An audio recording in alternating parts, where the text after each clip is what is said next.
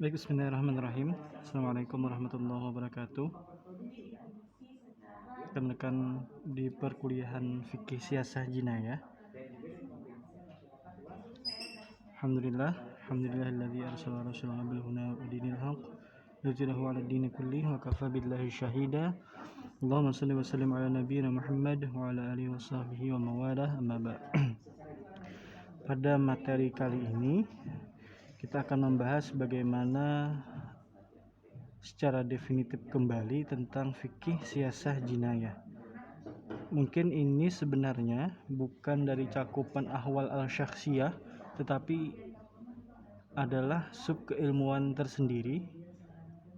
Namun menjadi hal yang sangat urgen ketika kalian nanti memiliki gelar sarjana hukum, karena sarjana hukum sendiri secara definitif sangat umum, maka penting juga untuk kalian mengetahui fikih siasah jinayah sebagaimana kalian mempelajari fikih muamalah ataupun fikih yang lain, misalkan pengetahuan tentang syura dan lain-lain. Nah, pada kesempatan kali ini saya ingin menyampaikan secara definitif apa yang mungkin kita bahas di fikih siasah jinayah ini, apa cakupannya dan apa yang menjadi fokus dan lokus kita di perkuliahan ini. Nah, fikih siasah jinayah ketika kita petakan secara gramatikal atau secara etimologi atau secara bahasa, maka fikih seperti yang mungkin kalian sudah pelajari, yaitu pemahaman atau ilmu ataupun pemahaman terhadap sebuah keilmuan yang kemudian dirangkum menjadi sebuah fikih, itu ya. Itu fikih mungkin secara umum kalian sudah memahami itu. Nah, kemudian siasah, apa itu siasah? Sasa ya susu siasatan. Kalau dalam bahasa Arab, jadi siasah itu dalam asalnya itu dari bahasa Arab. Sasa ya susu siasatan. Nah, mungkin di bahasa Indonesia pun kita sering menemukan siasat ya. Siasat itu kalau kita artikan taktik atau strategi gitu ya. Nah, inilah yang kemudian diserap, yaitu sumbernya yaitu dengan asal kata siasah, yaitu sebuah istilah yang dikaitkan dengan otoritas politik. Jadi kalau kita mendengar siasat, taktik, strategi, itu adalah otoritas politik, bagaimana mencapai sebuah tujuan ataupun kemudian sebuah keinginan bersama di organisasi ataupun segala macam. Itu siasah. Ada juga yang mengartikan siasah itu adalah politik. Nah, jinayah, siasah dan jinayah punya definisi yang berbeda. Jinayah sendiri ismu lama jenihil mar'aman syarwama wa maktasabah, yang nama bagi hasil perbuatan seseorang yang buruk dan apa yang diusahakan. Nah, itu dalam sebuah kitab jinayah disebutkan secara bahasa seperti itu. Jadi jinayah itu adalah sebuah perbuatan seseorang yang buruk dan juga usaha dari seseorang itu untuk melakukan perbuatan buruk. Jadi perbuatannya dan usahanya atau upayanya untuk melakukan sebuah perbuatan buruk itu disebut jinayah. Jadi fikih siasah jinayah punya dua sub pembahasan yang akan dikembangkan. Siasah sendiri kalau bahasa sekarang itu adalah politik hukum Islam, sedangkan jinayah adalah hukum pidana Islam, itu secara terminologis. Nah, terus secara istilah kemudian kita kemukakan bahwa siasah dalam literatur pra-Islam, siasah merujuk kepada manajemen urusan dalam suatu negara. Jadi politik ataupun tata negara, kemudian berkembang jurusan hukum tata negara, yang kalau di nomenklatur Kementerian Agama hukum tata negara dalam kurung siasah gitu ya. Jadi literatur itu berkembang dari bahkan sebelum para Islam, yang bisa diartikan sebagai manajemen urusan dalam suatu negara. Nah, penggunaan makna tersebut kemudian dipakai dalam bahasa Arab modern dalam kajian-kajian politik seperti al-siyasah al-madaniyah karya Al-Farabi misalkan. Kemudian siasah merujuk pada cabang filsafat yang mendalami seni berpolitik Kemudian dalam fikih Islam dari golongan Sunni, siyasah terdapat pada kata siyasah syar'iyah yang berarti pemerintahan berdasarkan hukum syariah. Nah, pada kesempatan kali ini kita akan lebih banyak membahas siyasah syariah itu seperti apa, bagaimana lokusnya ya. Kemudian kata tersebut juga merujuk kepada doktrin atau dimensi politis dari hukum Islam yang sudah ada sejak abad pertengahan untuk mengharmonisasikan hukum Islam dengan tuntutan dalam urusan politik. Jadi sebagaimana kita ketahui, Al-Quran dan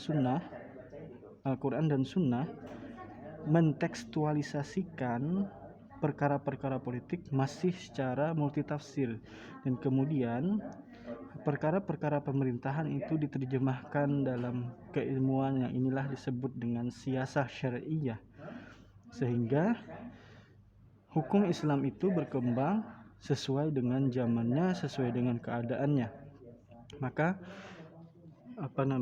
yang seharusnya kalau kita mengutip pendapat Profesor Mahfud MD, Guru Besar Hukum Tata Negara, beliau menyebutkan yang seharusnya mempengaruhi satu sama lain itu bukan politik mempengaruhi hukum, tapi hukum yang harus mempengaruhi politik. Tapi fakta sekarang terkadang politiklah yang mempengaruhi hukum. Nah, ini kajian-kajian yang akan kita bahas ke depan. Nah, sedangkan jinayah tadi sudah saya sebutkan sebagai hukum pidana Islam. Jinayah secara istilah fuqaha yaitu sebagai apa yang diungkapkan oleh sebagaimana yang diungkapkan oleh Abdul Qadir Auda atau Yasir Auda nih ya, tokoh yang menggaungkan teori teori Maqasidus Syariah, Yasir Auda. Jinayah adalah suatu istilah untuk perbuatan yang dilarang oleh syara, baik perbuatan tersebut mengenai jiwa, harta atau lainnya. Jadi jinayah adalah suatu istilah untuk perbuatan yang dilarang oleh syara, baik perbuatan tersebut berkaitan dengan jiwa, harta atau lainnya. Jadi ya hukum pidana Islam lah. Jadi dalam Al-Quran itu juga disebutkan bagaimana pidana Islam, bagaimana hukum pidana terhadap suatu tindakan yang merugikan orang lain atau terhadap harta orang lain atau yang lainnya.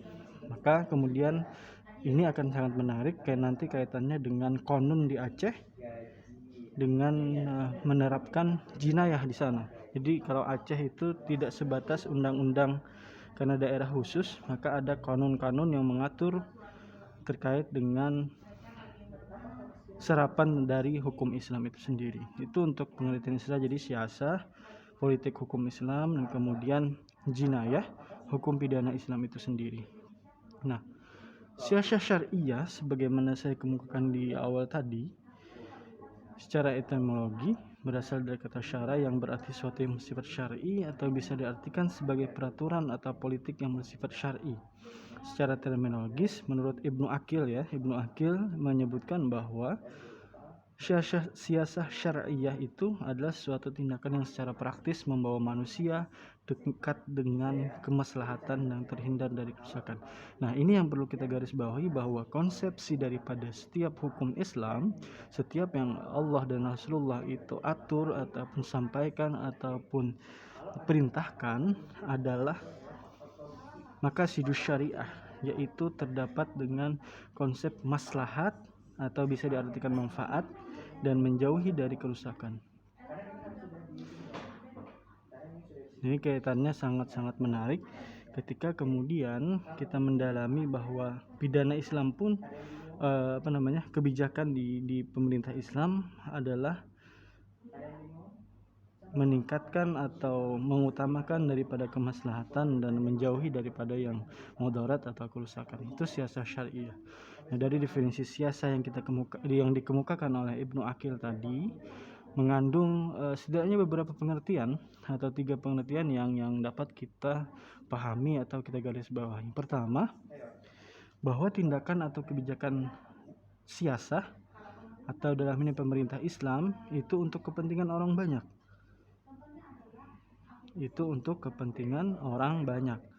Maslahat untuk orang banyak, bukan kepentingan golongan, bukan kepentingan pribadi. Nah, kemudian Yang kedua, kebijakan yang diambil dan diikuti oleh publik itu bersifat alternatif dari beberapa pilihan yang pertimbangannya adalah mencari yang lebih dekat daripada kemaslahatan bersama dan mencegah adanya keburukan. Jika ada dua perkara yang kemudian sulit untuk diputuskan, maka pertimbangannya adalah yang paling dekat dengan kemaslahatan atau yang paling sedikit menimbulkan keburukan atau mafsadat atau kerusakan. Maka kemudian contoh misalkan kasus pandemi saat ini, ketika perintah untuk merapatkan shaf misalkan, tetapi dengan adanya wabah maka direnggangkan. Merapatkan shaf kan sebenarnya perintah Rasulullah, tetapi karena adanya maslahat yang ingin dicapai dan mudarat yang ingin dijauhi, maka bisa dilakukan dengan merenggangkan itu. Itulah kemudian maqasidus syariah yang perlu kita pahami bersama, bahwa Islam adalah agama rahmatan lil alamin, bahkan sampai di sektor politik, di sektor pidana, tujuannya adalah maslahat bersama. Itu yang perlu kita pahami.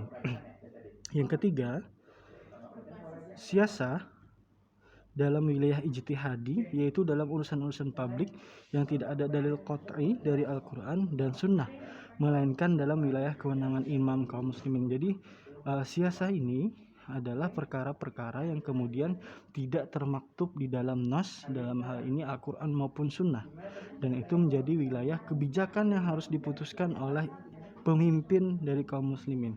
Boleh jadi pada masa khalifah itu khalifah, boleh jadi pada masa dinasti atau kerajaan itu raja, boleh jadi sekarang adalah presiden dalam hal ini yang menjadi ulil amri terhadap kaum muslimin.